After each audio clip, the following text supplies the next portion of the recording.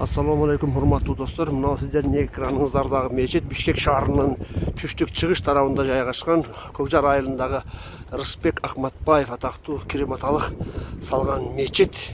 Ушул мечитке мен бүгүн жума пешин намаз окуганы келдим эле. Пешин намаздан кийин сиздерге кичинекей бир маалымат берип коюуну туура көрдүм. Мына ушул мечитти Рысбек Ахматбаев салган.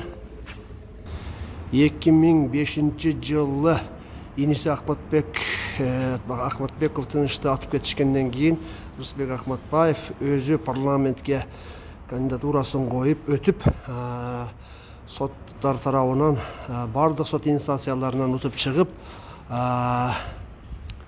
жеңишке жеткенден кийин кандайдыр бир себептер менен соттон чыгып ушул өзүнүн мечитинде намаз окуганы келген. Ушул мечитте намазда окуп киришип, мына ушул мечит эшиктен чыккан, эшиктен чыгып келе жатып, мына ул эшикке келгенде, ушул эшикке келгенде, бул эшик мындай жабылган. Рысбек Ахматбаев чыгып ушул жерге келгенде, мына мен турган жерге келгенде, мына ул тараптан мына силерге тетеге аял бара жаткан жерден машинада аңдып турушкан. Ошол жерден Audi үлгүсүндөгү Audi 100 маркасындагы үлгүсүндөгү автоунаадан келип, пат келип туруп мына жерге токтогон. Ушул жерден токтоп туруп, Рысбек Ахматбаевга 6-7 метр аралык калган. Ушул жерден автоматтан ок жаадырышкан. Автоматтык түрдө иштеген автоматтын октору бадырап жөнөп баштаган. Мечитке карай октор тийгени, ошол Ахматбаев качып барып, мына эшикти кармаган, эшикти кармап ары карай түрткөн. Бул эшик чындыгында бери карай ачылмак.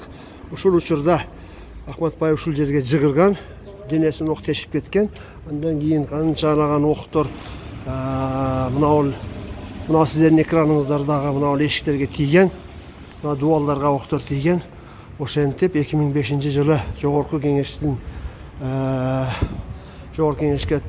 өзүнүн кандидатурасын коюп өтүп кеткен Ахматбаевди жок кылуу үчүн ушундай ыкмалар менен жок кылышкан.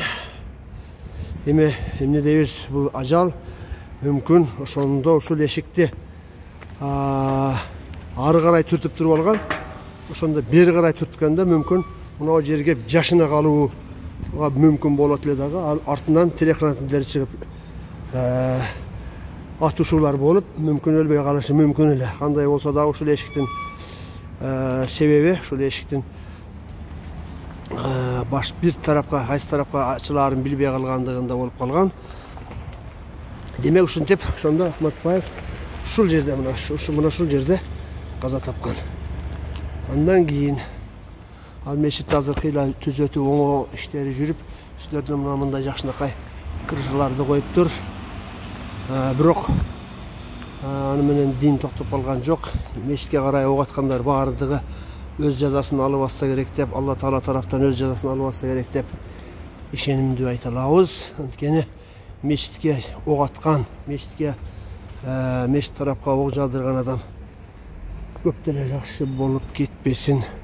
Тарых өзү далилдеп келген. Кыскача маалымат ушундай, жолдоштор. Көңүл бурганыңыздар үчүн рахмат.